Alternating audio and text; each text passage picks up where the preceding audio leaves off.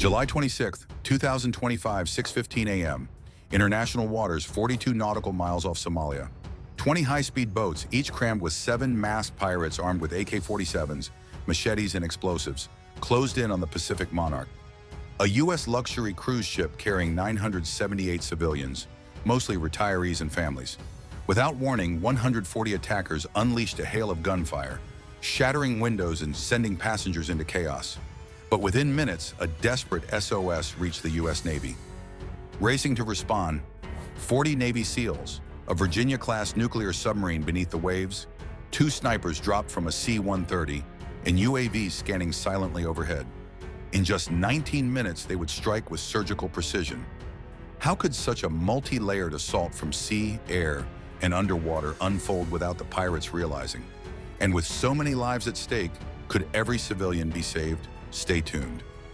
At 6:19 a.m., with gunfire tearing across the decks, Captain Captain Kaine, 62 years old and a former naval officer, triggered a secret SOS code: cruise ship under attack, immediate action. The encrypted signal reached the U.S. Navy within seconds.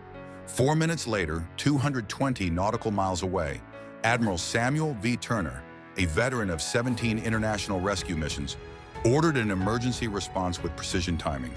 An MQ-9 Reaper UAV was launched first, silently climbing into the sky to capture a live 3D scan of the Pacific Monarch and every hostile on board. Beneath the waves, a Virginia-class nuclear submarine carrying 40 Navy SEALs adjusted course, closing in undetected. On the surface, an Arleigh Burke-class destroyer moved into position 2 nautical miles from the cruise ship, feigning ransom negotiations to buy precious minutes. On board the Pacific Monarch, chaos deepened. Passengers were herded into groups, women and the elderly forced to one side, many fainting from fear. The pirates believed they controlled the situation.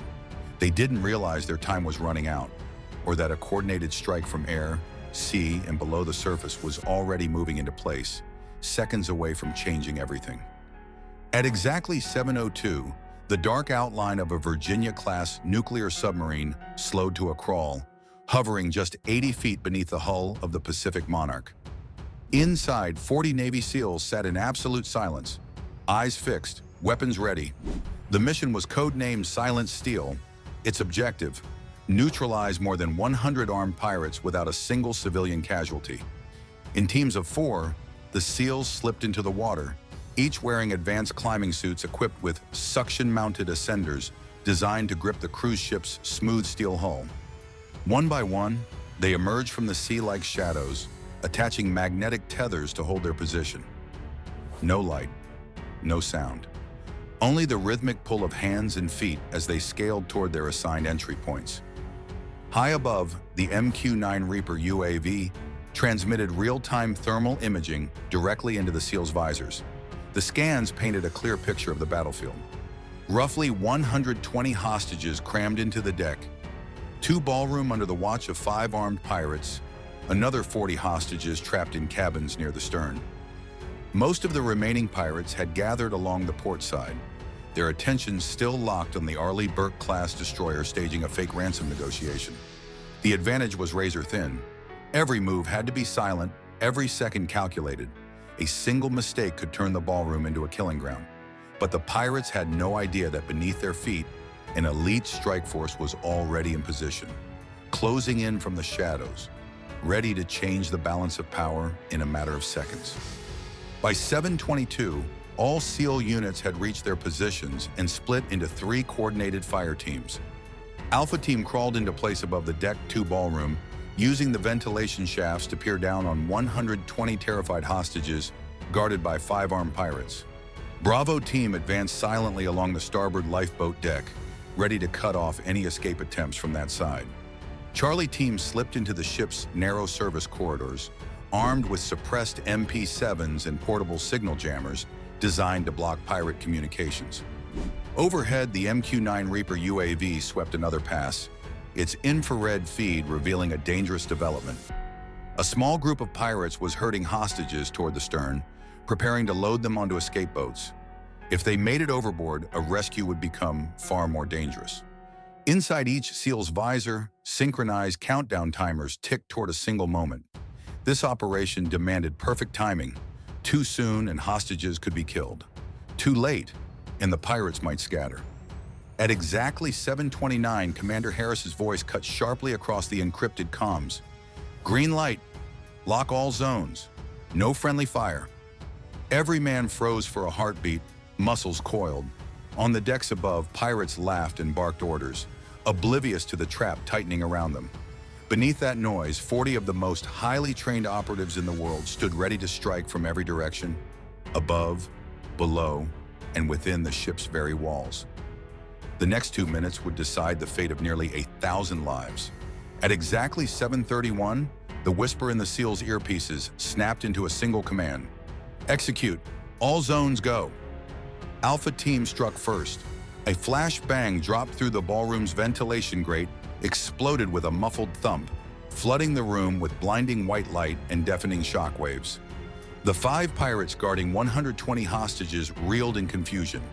2 dropped instantly, shot clean through the head with subsonic rounds from above. A third lunged for a hostage, only to collapse mid-motion with 2 precise rounds through the clavicle. The remaining gunmen were neutralized before they could recover. Bravo teams stormed up the service stairwell on the starboard side, their suppressed MP7s cutting down threats in near silence. One pirate was dragging a screaming woman toward the lifeboats. He never made it to the hatch. Another was forcing open a lifeboat door when a single shot to the base of the skull sent him tumbling overboard. Hostages in the corridors were ordered to stay low. "U.S. Navy, you're safe. Stay down." Charlie Team advanced through the galley, jamming pirate radios and breaching cover, where 4 armed men hid behind kitchen trolleys. One pirate yanked the pin from a grenade. Charlie's point man dropped him before the pin left his hand. Overhead, the MQ-9 Reaper UAV tracked 7 pirates sprinting toward the aft escape boats. Sniper Team Viper, recently airdropped from a C-130, opened fire from 1,800 feet above sea level. 5 went down in less than 22 seconds. The last 2 dropped their weapons and raised their hands. By 7:37, over 60 pirates had been neutralized. Not a single SEAL had fallen, but the fight was far from over. Somewhere in the labyrinth of the Pacific Monarch, more armed men were still moving, and the SEALs were already hunting them down. Suddenly, a deafening burst erupted from the central stairwell. A pirate wearing a vest packed with explosives charged straight toward the ballroom, intent on taking hostages with him. SEAL Corporal Mason, 34, reacted without hesitation. He tackled the man mid-stride, slamming him to the ground and striking him with the muzzle of his suppressed rifle until the detonator slipped from his grasp. Elsewhere, a SEAL took a grazing round to the shoulder but waved off the medics, reloading and pushing forward. By 7:42, the last corridor was cleared and every compartment swept. The entire assault, from the first flashbang to the final takedown, had lasted just 11 minutes. The pirates' plan to terrorize nearly 1,000 civilians had been shattered, and the Pacific Monarch now belonged once again to its crew and passengers. The battle for the Pacific Monarch ended as abruptly as it began. Not a single hostage had been killed. 3 SEALs sustained minor injuries, 2 from shrapnel, 1 with a fractured wrist from hand-to-hand combat, but all would recover. The last 12 pirates, barefoot, shirtless, and drenched in sweat, emerged at the stern of the ship, their weapons tossed into the sea. One held up a torn bed sheet as a makeshift white flag. They fell to their knees, begging for mercy. They received none beyond the rules of military protocol, searched, zip-tied, and lined up under armed guard, awaiting helicopter extraction. The aftermath was sobering. Over 70 pirates lay dead, more than 20 critically wounded, and the remainder in custody. The entire operation, from the first strike to the final clearance, had lasted just 19 minutes. On deck, passengers slowly realized the ordeal was over. Tears welled up, prayers were whispered, and elderly couples embraced. A little girl waved a small American flag she had brought for her trip as SEALs passed by. The voice of Captain Kaine echoed over the loudspeakers. "You are safe, and you have the United States Navy to thank for it." Nearby, the Arleigh Burke-class destroyer that had served as the negotiation decoy deployed a fast response boat to collect the captured pirates. Navy medics boarded the Pacific Monarch, checking every passenger for injuries and shock. Water, blankets, and food were distributed, while helicopters circled above, securing the skies. By 8:10, the cruise ship was fully under U.S. control, escorted by the destroyer and UAV patrols. The mission was not only a flawless rescue, it was a clear message to the world. If you threaten American lives, there will be no escape, no negotiation, and no second chances. The Pacific Monarch was no longer a ship under siege. The decks, once splintered by bullets and stained with fear, now carried the sound of relieved voices and the quiet hum of U.S. naval power standing guard. Every one of the 978 civilians was alive. Elderly couples embraced as tears streamed down their cheeks. Parents clutched their children tightly. One little girl pulled a small American flag from her travel bag and waved it proudly at the SEALs as they passed. Admiral Samuel V. Turner's transmission to the Pentagon was as concise as it was absolute. Target neutralized, civilians secured, pirates in custody, message delivered. It was more than a situational report. It was a statement of intent. The message was clear. The United States will protect its citizens anywhere on Earth. There will be no negotiations with those who threaten them, no sanctuary for those who attack them, and no second chances for those who believe they can escape justice. Yet beyond the show of overwhelming force, the rescue of the Pacific Monarch stood as an example of something deeper: discipline, precision, and humanity in the face of chaos. 140 pirates had boarded the ship with automatic weapons, machetes, and explosives. Not one civilian life was lost. That was not an accident. It was the result of split-second decision-making, flawless coordination, and the unwavering commitment to preserving innocent life, even in the most dangerous circumstances imaginable. For the passengers, this was more than a military operation.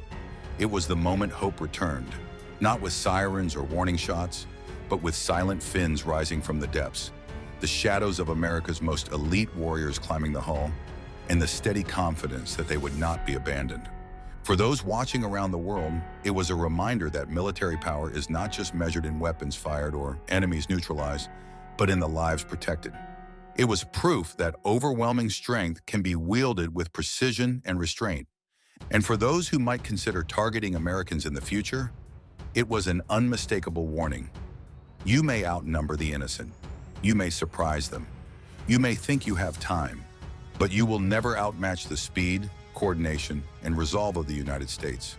The rescue of the Pacific Monarch will be remembered not just as a successful mission, but as a declaration of principle, one forged in the tension of a ticking clock, the roar of rotor blades, and the quiet moments after victory when the sun rose over a ship of survivors. If this story has moved you, informed you, or reminded you why America stands strong, we invite you to be part of our mission. Like this video, subscribe to our channel, and share it with others so these stories and the values they represent are never forgotten.